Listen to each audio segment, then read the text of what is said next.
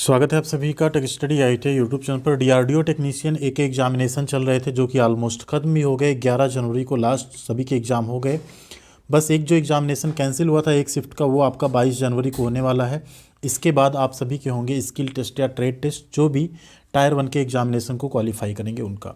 तो आज देखेंगे कंप्लीट डिटेल स्किल टेस्ट और ट्रेड टेस्ट कैसे होता है, कितने क्वेश्चंस आते हैं, क्या क्या क्राइटेरिया रहेगा क्वालिफाई करने का, क्या एग्जामिनेशन के साथ साथ वाइवा भी होगा, लोकेशन क्या होगी, टाइमिंग कितना मिलेगा, सब कुछ देखेंगे। इसके साथ ही साथ ये भी देखेंगे कितने कैंडिडेट टायर 1 क्वालिफाई करके टायर 2 में जाने वाले हैं। ये सारी जानकारी आप एक ही वीडियो में देखेंगे, तो वीडियो को अंतिम तक देखिएगा जिससे आपको पूरी इन्फॉर्मेशन अच्छे से पता चल सके। चैनल पर नए हैं तो प्लीज़ सब्सक्राइब करके बेल आइकन को हिट कर लीजिएगा, जिससे आपको सारी अपडेट और नोटिफिकेशन चैनल की हमेशा मिलती रहेंगी पढ़ाई के साथ साथ। एंड तैयारी कैसे करनी आपको, हम उसके बारे में बात करेंगे, क्योंकि टायर 2 क्वालिफाइंग नेचर का, अगर आप इसको क्वालिफाई नहीं कर पाते तो टायर 1 में आपके कितने भी नंबर हों वो आपके बेकार चले जाएंगे। ये आपको ध्यान रखना है। मेरिट टायर 1 से बनेगी, लेकिन टायर 2 आपको क्वालिफाई करना ज़रूरी है। अब यहाँ पे अगर बात करें टायर 2 के एग्जामिनेशन की चर्चा करने से पहले तो बात कर लें टोटल पोस्ट कितनी है आईटीआई पास आउट कैंडिडेट्स की, जो टेक्नीशियन की वैकेंसी आई है। सभी ट्रेड के मिला के पोस्ट कितनी है, 826। एग्जामिनेशन आपके हो चुके हैं 6 से 11 जनवरी तक, और 22 जनवरी को एग्ज़ाम होकर ख़त्म हो जाएंगे। अब बात करें आपका रिजल्ट कब आएगा, तो रिजल्ट देखिए आपका 10 से 15 फरवरी के बीच में आ सकता है। वैसे तो ये रिजल्ट आपका 25 से 30 जनवरी तक ही आ जाता, बट क्योंकि एक एग्जामिनेशन कैंसिल हुआ तो इस वजह से थोड़ी से रिजल्ट डिले हो सकते हैं। ज़्यादा डिले भी नहीं हो सकता पहले भी आ जाए, ये एक्सपेक्टेड है। रिजल्ट आने के बाद यहाँ पे जो आपका ट्रेड टेस्ट होगा वो मार्च के लास्ट वीक या अप्रैल के फर्स्ट वीक में एक्सपेक्ट कर सकते हैं आप। अगर डीआरडीओ ने बहुत तेज़ी दिखाई तो मार्च के सेकेंड या थर्ड वीक से भी ये चीज़ें स्टार्ट हो सकती, बट इतनी जल्दी शायद नहीं होगा। अब आगे हम लोग बात करेंगे आंसर की के बारे में। अब सोचिए आंसर की आएगी कि नहीं, ऑब्जेक्शन आएगा या नहीं, कि आपका क्या सही हुआ क्या नहीं। तो डीआरडीओ देखिए अभी एसटीएबी का भी रिजल्ट आया, डायरेक्ट उसमें टायर 2 के एडमिट कार्ड आ गए कट ऑफ और नॉर्मलाइजेशन का मार्क आने के बाद। तो आंसर की या ऑब्जेक्शन यहाँ पे टेक्नीशियन ए में भी देखने को नहीं मिल सकता है, सेप्टेम्बर 9 में भी नहीं दिखा था, या अगर डीआरडीओ जारी करता है तो उसके बारे में हम आपको अपडेट कर देंगे। वैसे चांसेस कम है। डायरेक्ट दो चीज़ें आएंगी, एक आपका आएगा कट ऑफ कितना गया trade wise and category wise, दूसरा जो है क्वालिफाइंग जो कैंडिडेट होंगे उनका एडमिट कार्ड डाउनलोड होगा। किस चीज़ का, ट्रेड टेस्ट का। ट्रेड टेस्ट का ध्यान रखिएगा, आपको एडमिट कार्ड डाउनलोड करना पड़ेगा। एंड उसमें जो एग्जामिनेशन के सेंटर होंगे, अब यहाँ पे उसके बारे में बात कर लेते हैं। अब ट्रेड टेस्ट जो आपका होगा क्वालिफाइंग नेचर का होगा, आप सभी को पता है, शुरुआत में हमने बता दिया। इसको क्वालिफाई करना बहुत ज़रूरी है। अगर आप नहीं क्वालिफाई करते हैं तो उस केस में आपका हो सकता है टेक्नीशियन जो टायर 1 एग्ज़ाम हो उसमें 90 नंबर हो, बट अगर आप इसको नहीं क्वालिफाई कर सकते तो 80 नंबर वाला बच्चा अगर क्वालिफाई कर लेता है तो वो आपकी सीट को ले सकता है। इस चीज़ का आपको ध्यान रखना है, ठीक है। वीडियो को लाइक और शेयर ज़्यादा से ज़्यादा कर दीजिएगा। आप लोग अगर लाइक नहीं करेंगे तो ये वीडियो ज़्यादा दूर तक पहुँच नहीं पाएगी यूट्यूब पर, तो प्लीज़ लाइक वाला बटन ज़रूर हिट कीजिएगा। अब टोटल सेलेक्टेड कैंडिडेट जो टायर 2 के लिए हैं वो होंगे 1:8, यानी एक सीट के लिए 8 बच्चे, 8 गुना कैंडिडेट बुलाए जाएंगे। तो ये ऐसा नहीं कि 826 है इसको 8 से मल्टीप्लाई कर दो। जो trade wise and category wise candidate हैं उसमें भी यही चीज़ का ध्यान रखा जाता है, तो कैंडिडेट थोड़े से ज़्यादा ही यहाँ पे बुलाए जाते हैं।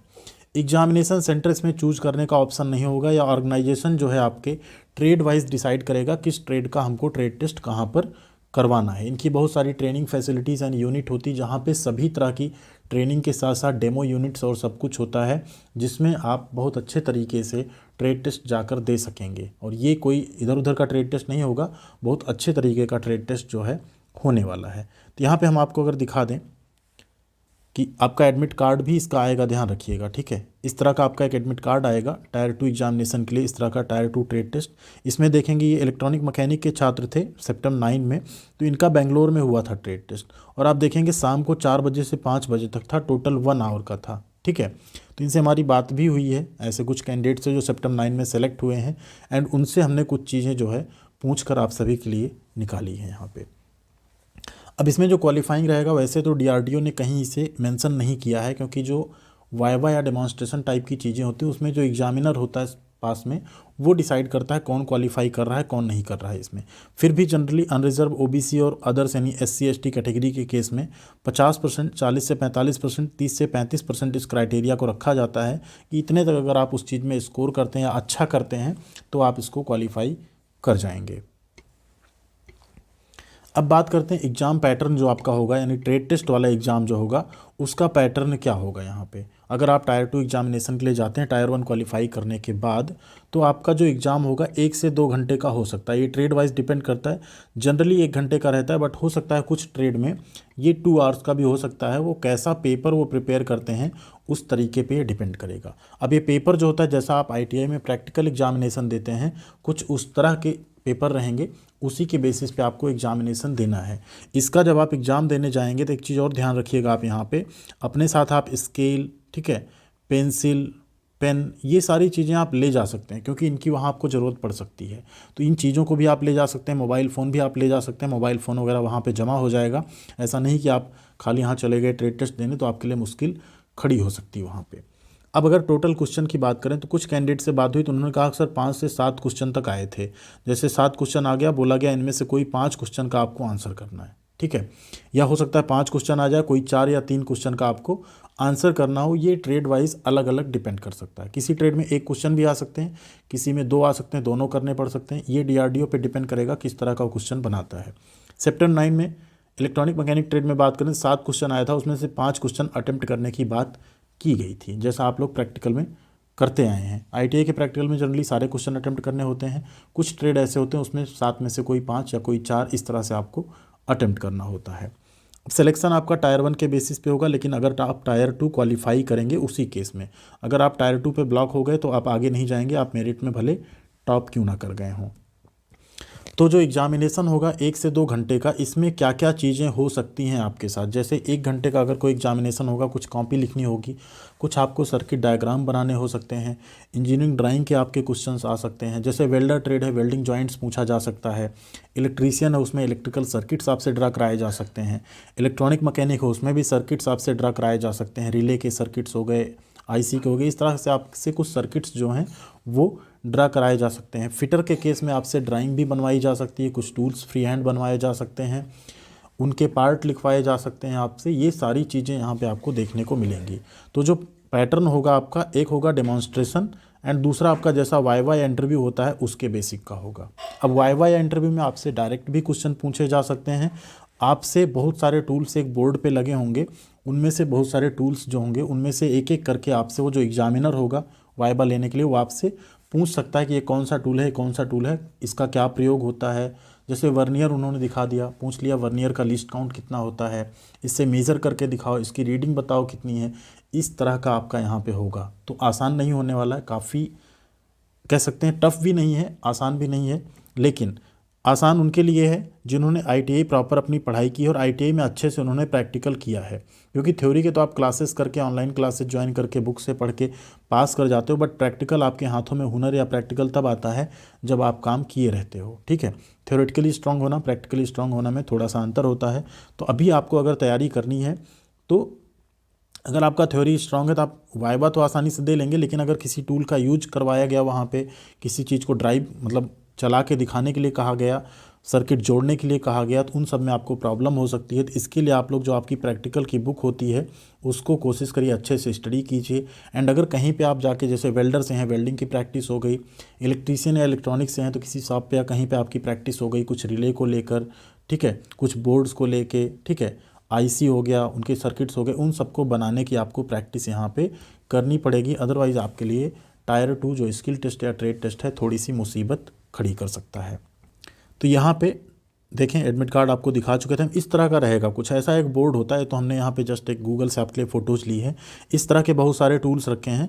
मान लीजिए उन्होंने यहाँ पे कोई एक टूल उठा लिया, ठीक है, जैसे ये टूल्स उन्होंने उठा लिया, क्या है ये, तो आप इसको बताएंगे ये क्या है। इसको उठा लिया, ये क्या होती है, ठीक, ये किस तरह की फ़ाइल है, इसका क्या यूजेज है, इसके पार्ट्स आपसे पूछे जा सकते हैं, ठीक है, ये कौन सी मशीन है, ये किस तरह का इंस्ट्रूमेंट है, ठीक, ये किस तरह के प्लायर्स हैं, ठीक, डिफरेंट डिफरेंट टाइप के प्लायर्स होते हैं ना, ये क्या है, ये क्या, ऐसे आपसे एलन कीज़ हैं, ठीक, इस तरह से आपसे क्वेश्चंस पूछे जा सकते हैं। ड्रिल बिट लेके पूछ लिया जा सकता है, इसका एंगल कितना होता है, ठीक है, चीजल लेके या डाट पंच लेके उसका पूछा गया कितना एंगल होता है, स्क्राइबर लेके इसका टिप एंगल कितना होता है, क्या काम होता है।